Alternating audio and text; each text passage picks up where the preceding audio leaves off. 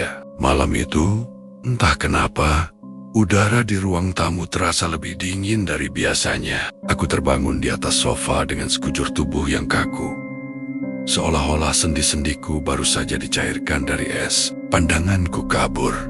Dan hal pertama yang aku sadari adalah rumah ini terlalu sepi. Tidak ada suara napas ibuku dari kamar sebelah. Tidak ada dengkur ayah. Hanya ada suara hujan rintik-rintik yang memukul atap seng dengan nada yang monoton. Aku bangkit, mencoba berjalan ke dapur untuk membasahi tenggorokan yang terasa kering seperti berpasir. Tapi langkahku terhenti di depan cermin besar di lorong. Cermin itu tertutup kain jarik coklat milik almarhum kakek. Aku mengernyit, siapa yang menutupnya? Aku ingin membukanya, tapi entah kenapa ada rasa takut yang hebat menusuk ulu hatiku. Tanganku gemetar, dan aku memutuskan untuk mengabaikannya. Di atas meja makan yang berdebu, aku melihat sebuah amplop coklat. Amplop itu tampak lusuh, ujungnya basah, dan sedikit berlumpur. Aku membukanya dengan perlahan. Di dalamnya ada secari kertas dengan tulisan tangan yang sangat kukenal. Itu tulisanku sendiri, tapi aku tidak ingat pernah menulis ini. Isinya singkat, namun sanggup membuat jantungku berhenti berdetak sejenak. Adit, jangan melihat ke belakang. Kamu seharusnya tidak pulang ke sini. Kenapa kamu keluar dari sana? Aku menoleh ke belakang dengan cepat. Kosong. Hanya ada bayangan lemari yang memanjang karena lampu jalan yang masuk dari sela-sela jendela. Aku mulai berpikir, ini pasti ulah Andri. Saudara kembarku itu memang selalu iri padaku. Kami sudah tidak bicara selama 2 tahun setelah pertengkaran hebat itu. Apa dia sedang bersembunyi di suatu tempat di rumah ini untuk menakutiku? Aku mulai memanggil namanya. Andri, keluar kamu. Nggak lucu tahu? Suaraku bergema di lorong rumah, tapi tidak ada jawaban. Justru dari lantai atas dari kamar masa kecil, kami terdengar suara langkah kaki. Seret, seret, seret, seperti seseorang yang menyeret kakinya di atas lantai kayu. Aku menaiki tangga dengan jantung yang berdegup kencang. Di atas sana, pintu kamar sedikit terbuka. Melalui celah sempit itu, aku melihat seorang pria duduk di kursi belajarku, membelakangiku. Dia memakai jaket hoodie abu-abu yang sama persis dengan yang sedang kupakai sekarang. Dia sedang menulis sesuatu di atas meja dengan sangat tenang.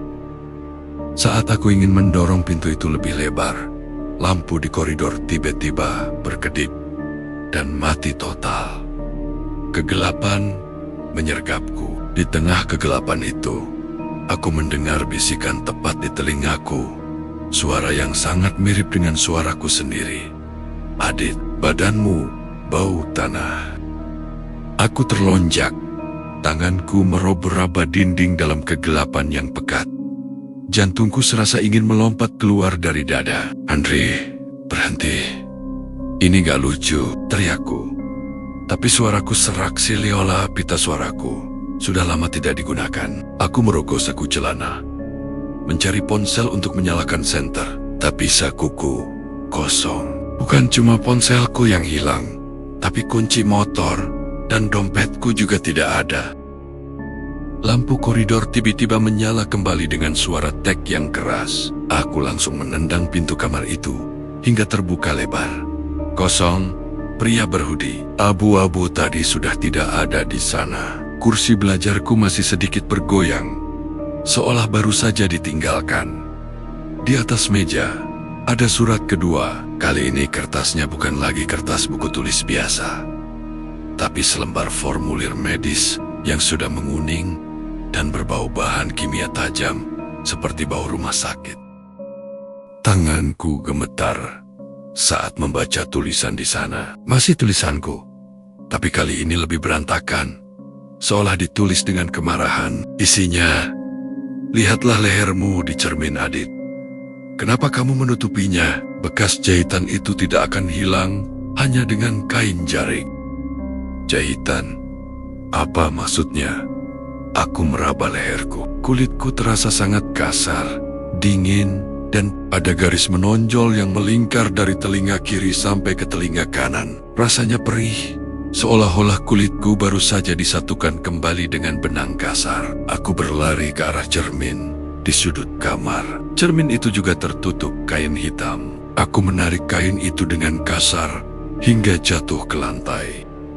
Tapi aku tidak melihat apa-apa, bukan karena cerminnya rusak, tapi karena cermin itu tidak memantulkan bayanganku. Aku berdiri tepat di depannya, melihat lemari di belakangku, melihat tempat tidur di belakangku. Tapi posisiku di cermin itu kosong. Hanya ada udara hampa. Aku tersungkur ke lantai. Napas duniaku terasa sesak. Apa yang terjadi denganku? Tiba-tiba, dari lantai bawah, terdengar suara pintu depan terbuka. Krit. Suara engsel besi yang sudah karatan. Aku mendengar suara langkah kaki beberapa orang. Ada suara perempuan yang menangis sesenggukan suara ibu. Dan suara berat ayah yang mencoba menenangkan. Aku merasa lega. Orang tuaku pulang. Aku berlari turun ke bawah, ingin berteriak meminta tolong. Tapi langkahku terhenti di anak tangga terakhir.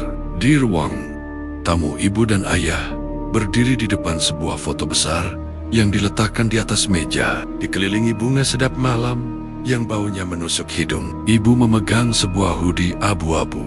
Hoodie yang sama dengan yang kupakai sambil menangis histeris. Ayah memegang sebuah amplop coklat besar, bertuliskan berkas kematian dan hasil otopsi. Aku berteriak, "Ibu, aku di sini.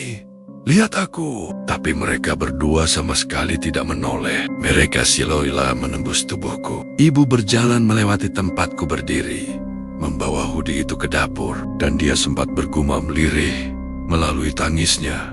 Kasihan Adit, dia pergi sebelum sempat meminta maaf pada Andri. Duniaku seakan runtuh. Aku melihat ke arah meja tempat foto itu berada. Foto itu adalah fotoku dengan pita hitam di sudutnya. Dan di bawah foto itu ada surat ketiga yang baru saja diletakkan oleh ayah. Aku mendekat, membaca baris pertama dengan pandangan yang mulai menggelap. Sebab kematian, kecelakaan tunggal, luka robek fatal di bagian leher. Aku mencoba menyentuh bahu ibu, tapi tanganku hanya menembus udara dingin. Rasanya seperti mencoba memegang asap. Ibu terus berjalan melewatiku, seolah-olah aku hanyalah debu yang berterbangan di ruang tamu. Dia meletakkan hoodie abu-abu itu di atas meja, tepat di samping foto pemakamanku. Aku melihat wajahku sendiri di foto itu, tersenyum kaku, dikelilingi bunga sedap malam yang baunya mulai membuatku mual. Ayah duduk di kursi kayu tua. Wajahnya tampak menua 10 tahun dalam semalam. Dia membuka amplop coklat besar itu. Di dalamnya bukan surat cinta atau warisan, tapi berkas-berkas kaku dengan stempel kepolisian dan rumah sakit. Aku berdiri tepat di belakangnya, ikut mengintip isi berkas itu. Ada foto-foto tempat kejadian perkara, sebuah motor yang hancur menabrak pembatas jalan, dan sesosok tubuh yang ditutupi kantong jenazah oren. Tiba-tiba, pintu depan terbuka lagi. Kali ini lebih keras. Andri masuk. Saudara kembarku itu datang dengan napas terengah-engah. Bajunya basah kuyup karena hujan. Wajahnya pucat pasi. Matanya sembab. Dia tidak melihat ke arah ibu atau ayah. Dia langsung lari menuju tangga, menuju kamar kami di atas. Aku mengikutinya. Aku ingin memaki dia. Ingin bertanya kenapa dia mengerjaiku dengan surat-surat aneh itu. "Andri, berhenti!" teriakku. Tapi Andri terus berlari, seolah-olah dikejar setan. Dia masuk ke kamar, membanting pintu, dan menguncinya dari dalam. Aku menembus pintu kayu itu dengan mudah. Sebuah sensasi aneh yang membuat seluruh badanku kesemutan hebat. Di dalam kamar, Andri tidak sedang tertawa. dia jatuh berlutut di depan meja belajar. Dia merogoh laci meja, mengeluarkan sebuah buku catatan kecil, dan mulai menulis dengan terburu-buru. Tangannya gemetar hebat. Aku mendekat, melihat apa yang dia tulis. Mataku terbelalak. Dia menulis kata-kata yang persis sama dengan surat pertama yang aku temukan di bawah tadi.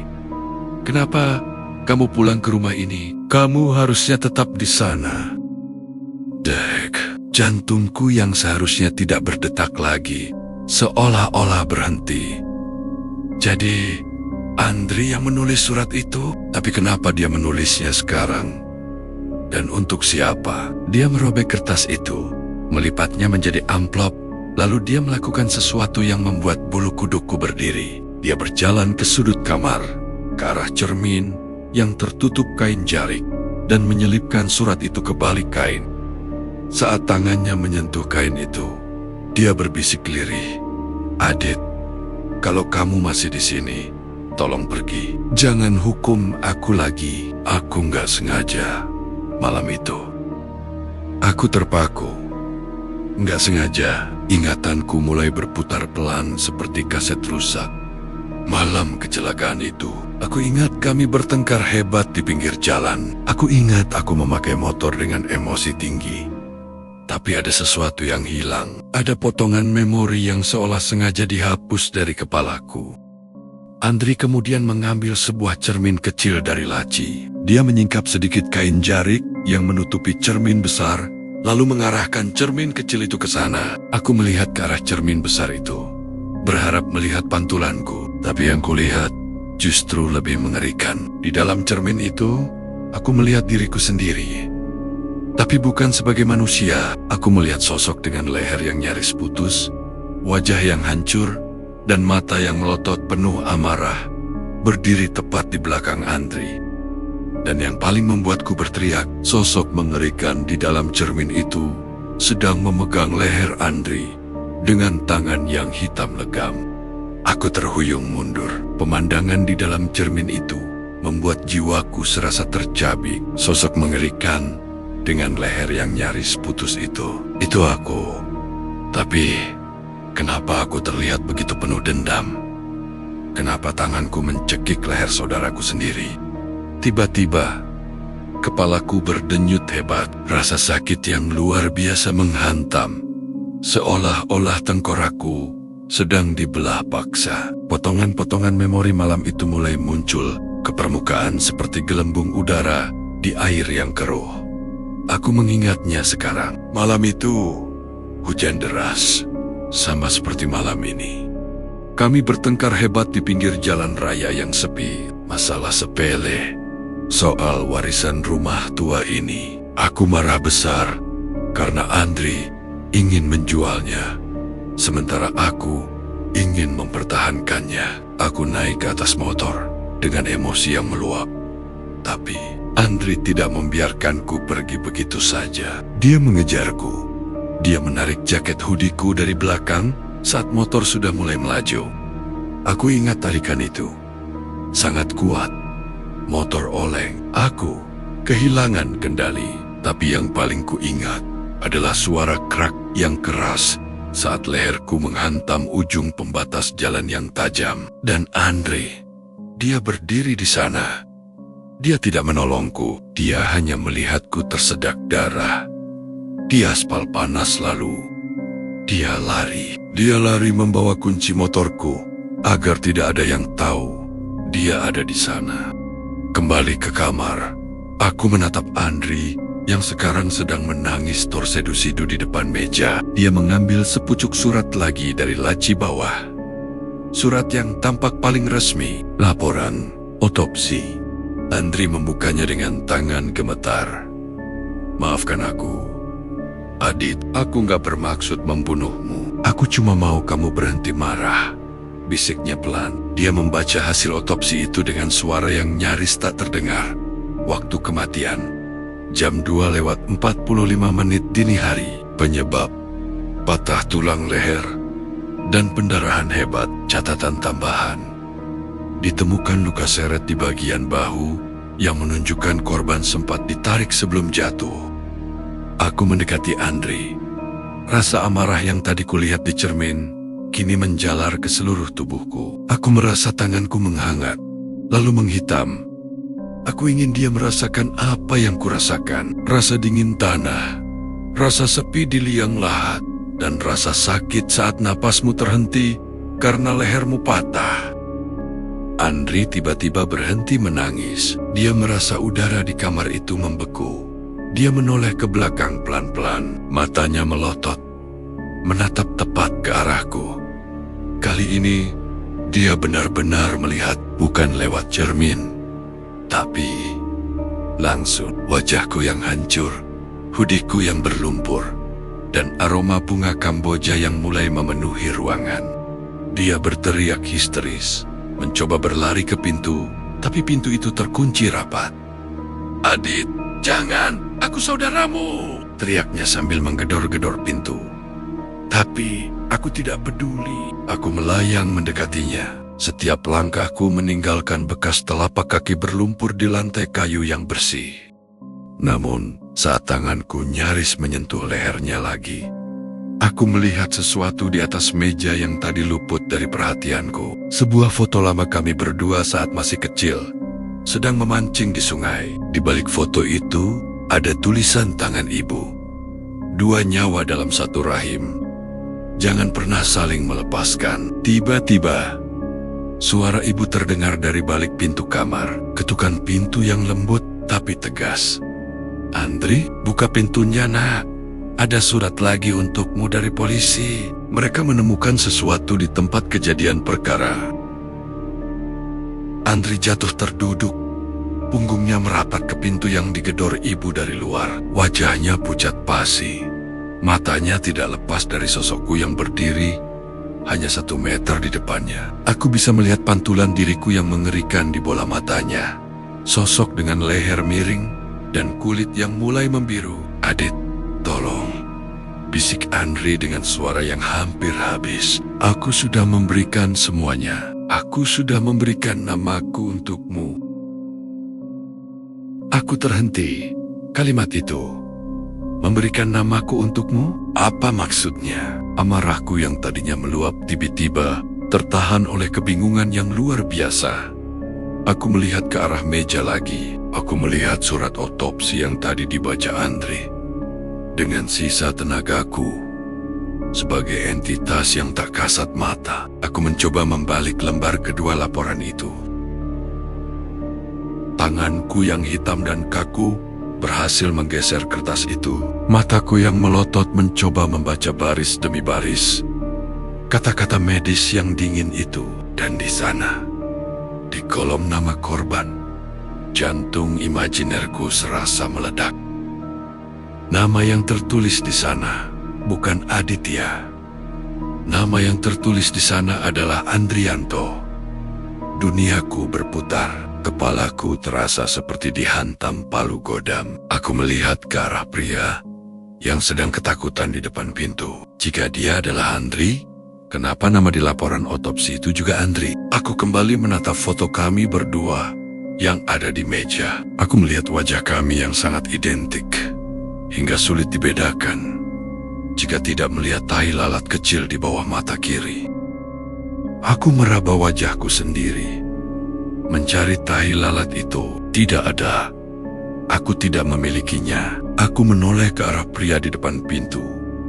Di bawah mata kirinya ada tahi lalat itu. Pria yang sedang ketakutan. Pria yang mengira dia sedang dihantui. Pria yang memakai hoodie abu-abu itu. Dia bukan Andri. Dia adalah aku. Dia adalah Aditya. Lalu, siapa aku? Siapa sosok hancur yang sedang berdiri di tengah kamar ini? Ingatan itu kembali menghantamku dengan kekuatan penuh. Malam itu, di pinggir jalan raya, bukan aku yang naik motor, tapi Andri. Kami bertengkar, dan dalam kemarahan yang buta, aku yang menarik jaketnya. Aku yang menyebabkannya oleh. Aku yang melihatnya jatuh dan lehernya menghantam pembatas jalan hingga tewas seketika. Aditya yang asli begitu tergoncang melihat kembaranku mati di tanganku sendiri. Aku mengalami syok hebat hingga jiwaku pecah. Aku pulang ke rumah, memakai hoodie miliknya, dan mulai meyakinkan diriku sendiri bahwa aku adalah Andri yang selamat. Dan saudaraku, Adityalah yang mati. Suara ibu dari balik pintu semakin keras. Aditya, buka pintunya. Polisi bilang mereka menemukan sidik jarimu di jaket Andri. Mereka tahu itu bukan kecelakaan tunggal. Sosok mengerikan di depanku, Andri yang asli, mulai memudar. Wajahnya yang hancur tidak lagi menatapku dengan dendam, melainkan dengan rasa kasihan yang mendalam. Dia tidak sedang mencekikku, dia sedang memegang leherku, mencoba menunjukkan luka jahitan imajiner yang aku ciptakan sendiri di kepalaku karena rasa bersalah yang teramat sangat. Aku menatap tanganku. Tanganku tidak hitam, tanganku bersih, tapi bergetar hebat. Aku tidak sedang berdiri di depan hantu, aku sedang berdiri di depan cermin yang kainnya sudah kusobek, menatap diriku sendiri yang sudah gila karena rasa bersalah. Surat-surat itu, semua surat itu, aku yang menulisnya untuk diriku sendiri sebagai bentuk hukuman dari alam bawah sadarku. Aku adalah si pembunuh yang menolak percaya bahwa korbannya adalah saudara kembarnya sendiri. Pintu kamar itu terbuka dengan hantaman keras. Ayah dan 2 orang petugas berseragam masuk dengan napas memburu. Mereka menemukanku berdiri mematung di tengah ruangan, menatap cermin yang sudah tidak tertutup kain. Di tanganku, aku masih memegang potongan kertas laporan otopsi yang sudah remuk. Ibu menjerit di ambang pintu, menutup mulutnya dengan kedua tangan. Dia melihatku, tapi tatapannya bukan tatapan rindu. Itu adalah tatapan ngeri.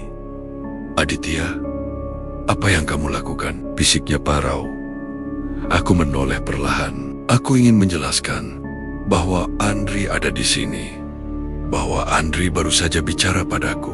Tapi saat aku melihat ke sekeliling, kamar itu kosong. Hanya ada aku, bayanganku di cermin, dan tumpukan surat yang berserakan di lantai. Salah satu polisi mendekat dengan waspada. Saudara Aditya, kami harus membawa Anda. Kami menemukan bukti kuat bahwa Anda berada di lokasi saat Andrianto tewas, dan kami menemukan ini. Polisi itu menunjukkan sebuah kantong plastik transparan berisi kunci motor yang berlumuran darah kering. Kunci yang selama ini aku cari ternyata ada di saku hoodie yang kukenakan. Logikaku mulai runtuh. Seluruh teror yang kualami, suara langkah kaki, sosok di kursi, bisikan di telinga, semuanya adalah proyeksi dari otakku yang hancur karena depresi dan rasa bersalah. Aku tidak sedang dihantui oleh Andri. Aku sedang dihantui oleh kenyataan bahwa aku masih hidup, sementara dia membusuk di bawah tanah karena perbuatanku. Saat polisi memborgol tanganku, aku merasakan dinginnya besi menyentuh kulitku. Tapi rasa dingin itu tidak sebanding dengan rasa dingin yang kurasakan saat aku melihat ke arah cermin untuk terakhir kalinya sebelum dibawa keluar. Di dalam pantulan cermin, di belakang para polisi yang menggiringku, aku melihat sosok Andri. Kali ini dia tidak tampak hancur. Dia tampak bersih, mengenakan baju yang sama denganku. Dia tersenyum sangat tipis, sebuah senyuman yang lebih mengerikan daripada wajah hancur manapun. Dia mengangkat tangannya, melambaikan tangan seolah-olah berkata, "Selamat tinggal, Aditya. Sekarang kamu yang akan tinggal di dalam kotak." Isinya adalah surat terakhir. Tulisan tangannya sangat rapi, persis seperti tulisan Andri saat dia masih sekolah dulu. "Terima kasih sudah bertukar tempat, Adit. Tanah di sana memang dingin, tapi di dalam penjara nanti kamu akan merasa jauh lebih dingin." Tidurlah yang nyenyak, saudaraku. Aku mendongak, melihat ke arah jendela rumah di lantai 2 yang semakin menjauh. Di sana, di balik jendela kamar kami, aku melihat sosok diriku, Aditya yang asli, sedang berdiri, melambai dengan tenang. Sementara aku, jiwa yang tersisa, dibawa menuju kegelapan yang sesungguhnya.